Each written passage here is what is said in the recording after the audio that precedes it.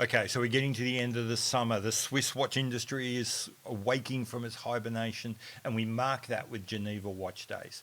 An odd little event. It's not held at a single venue, it's distributed around various company venues in Geneva.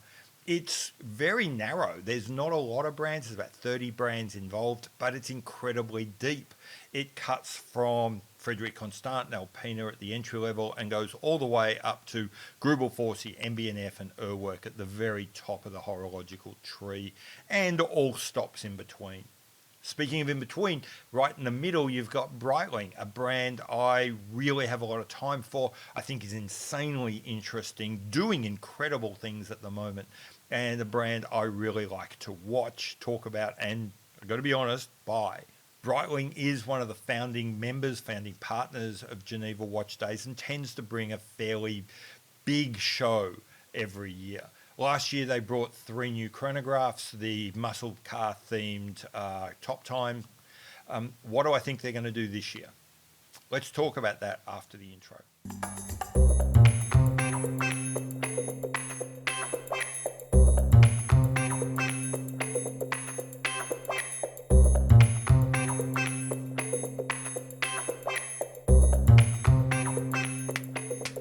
Okay, before I get into this, I'm Pete McConville. Welcome to my channel. I tend to talk about watches a lot. I like to talk about topics that a lot of other people don't, or if they are talking about them, I like to think of them in a not so obvious way. So I tend to overthink things, dive deeper than perhaps I should, and talk about implications, causes, and potential outcomes that I think a lot of other people miss.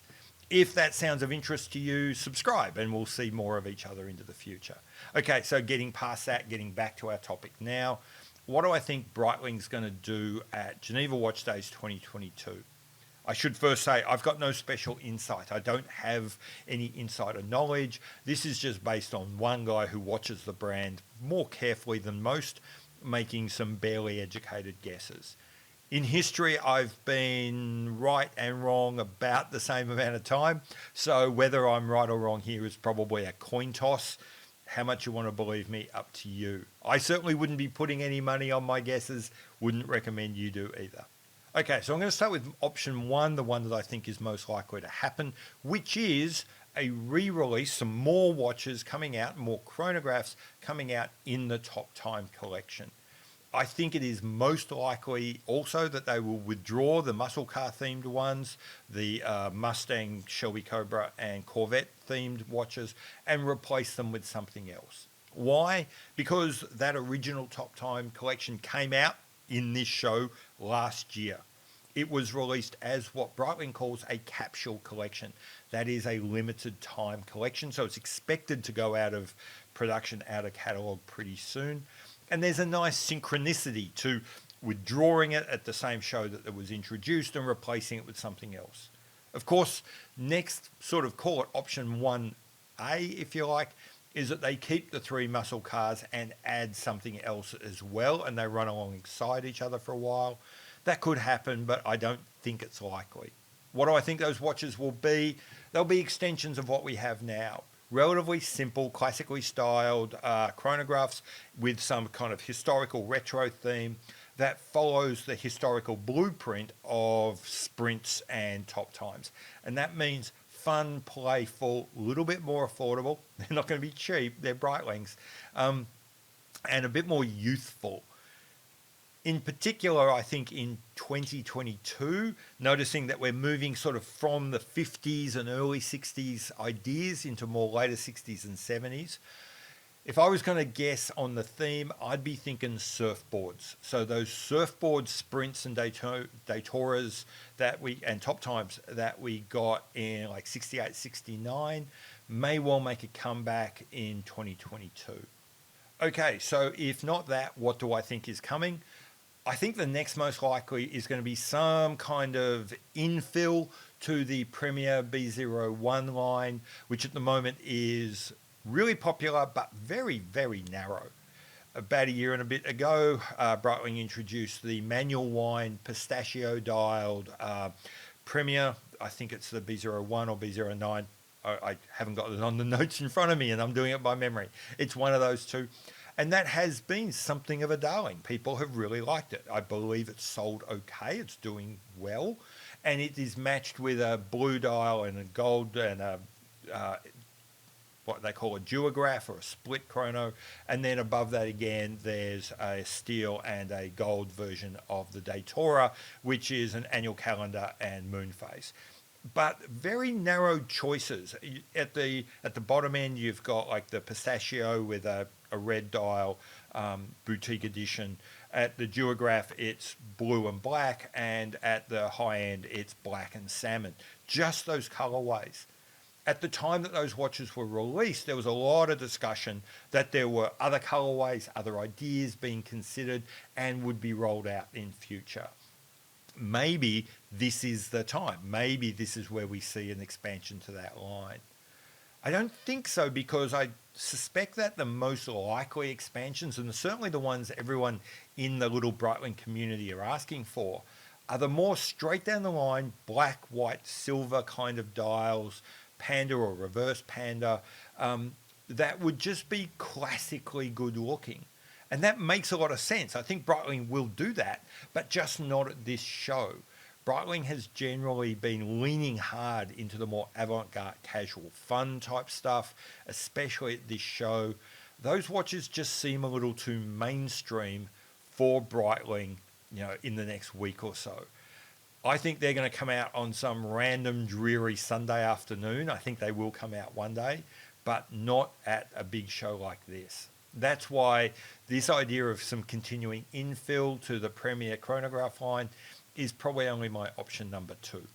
Option number 3 is completely insane, and I don't think it's going to happen, but it does have, I think, an outside chance. It's not completely off the table, and that is a completely new Avenger line. So, okay, why is it insane? Reason number 1 why this cannot possibly be right is that the Avenger line was only refreshed 3 years ago in 2019. Reason number 2 why this idea is absolutely insane is already in 2022, Breitling has completely revised in a new massive overhaul their entire Navitimer and Super Ocean collections. That would have been insanely busy for Breitling to do, and the idea that they're going to introduce a third major collection in one calendar year just makes no sense. Okay, so if it makes no sense for 2 reasons for Breitling to replace the Avenger line, why do I still think it's quite possibly on the cards? Reason number 1. There are only 2 collections in the Breitling line that still have the Schneider era winged bee iconography, the Avenger and the Professional. And Breitling have been showing that they are ruthless in getting rid of that iconography. They will keep some of the Schneider era watches. For example, they've kept the chronomat design that's very 80s and of the Ernst Schneider year. They've shown that they'll keep some of the design cues even. Some of the Super Avies have got kind of late Teddy Schneider, big, bold, brassy design themes designed to keep the people who are fans of that look engaged with the brand. So some of the design cues and some of even the watch families they'll keep.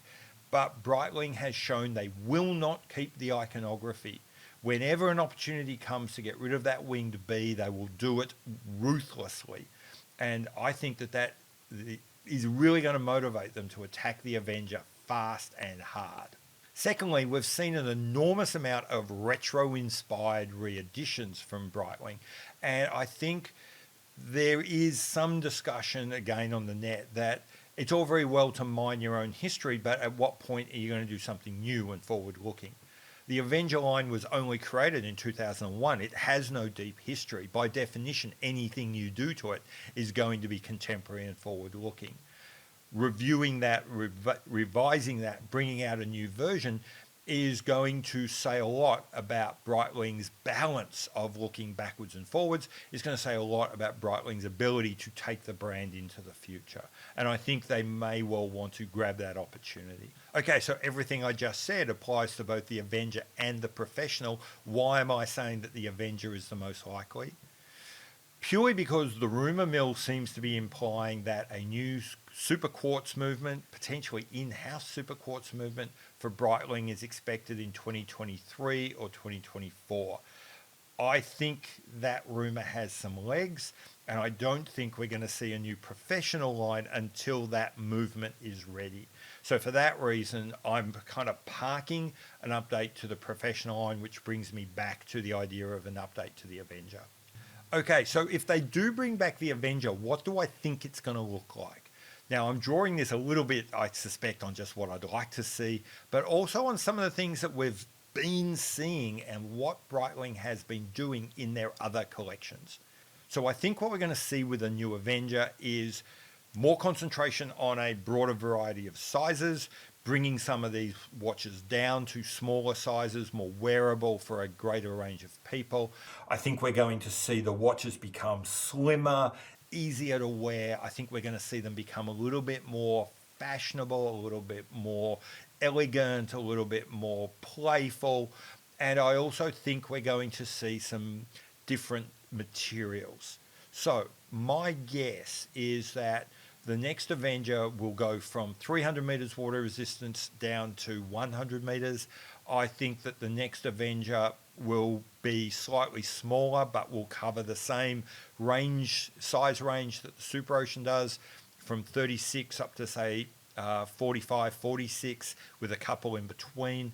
I think we're going to see all these watches in titanium. That's a bit of a stretch, and maybe I'm kind of just wanting to see that, but it's just a feeling I've got that they're going to kind of keep to the incredible tool aviation roots of the Avenger by going all in on more modern aerospace inspired materials, and nothing says that more than titanium. So if you made the Avenger line the titanium line, that would just scream sensible to me. The other reason for that is because it lines up what you're doing with the Avenger with the professional line. And so you could kind of have your two very contemporary forward-looking watches, which are also very aerospace themed, with the ultimate aerospace material, that is titanium. So anyway, that's what I think we would see if we get a new Avenger, bearing in mind that that is the least likely of my three options.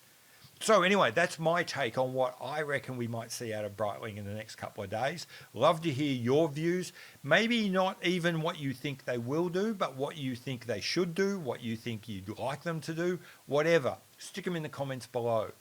As I said, I've been Pete McConville. Welcome to the channel if you haven't been here before. Welcome back if you have. In case you missed my intro, do me a solid and subscribe. I'll see you later. Bye.